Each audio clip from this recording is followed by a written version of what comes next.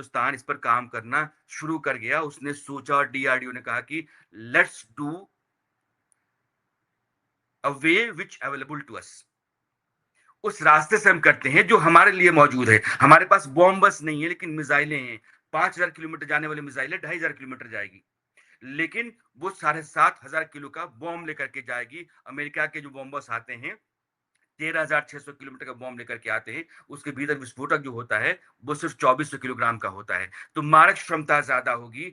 हम कई मिसाइलें दाग सकते हैं, बार बार हमला कर सकते हैं। दुश्मन के ऊपर लगातार हमला करके उसको हम नेस्तनाबूद करने की हर मुमकिन कोशिश कर सकते हैं, जो अमेरिका के पास नहीं है।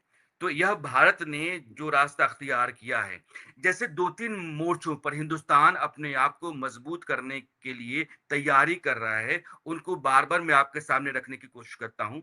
यह जो आप अग्नि 5 की रेंज को कम करके और बस्टर बम्बर बना रहे हैं, तो बंकर बस्टर जो आपके पास आएँगे, वो एक बड़ी ताकत है।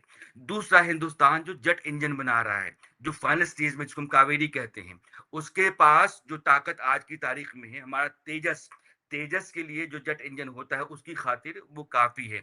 70 टू 75 किलो न्यूटन जो थ्रस्ट है, वो दे सकता है। जिस दिन वो 90 और 90 से ऊपर देगा, उस दिन वो राफेल के इंजन का एक विकल्प हो जाएगा। और उससे ऊपर जिस दिन भी होगा, उस दिन जो भी 5th जनरेशन फाइटर जेट्स होते हैं, उसके लिए वो सूटेबल इंजन हो जाएगा। तो भारत 5th जनरेशन का फाइटर जेट बना रहा है और इंजन भी वो उस समय तक 5th जनरेशन के फाइटर जेट के लिए सूटेबल बना लेगा।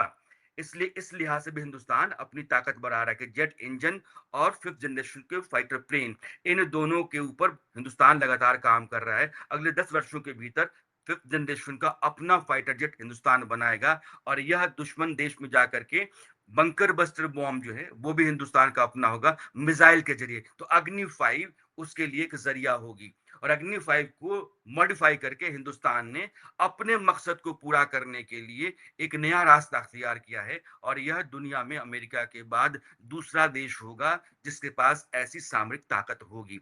तो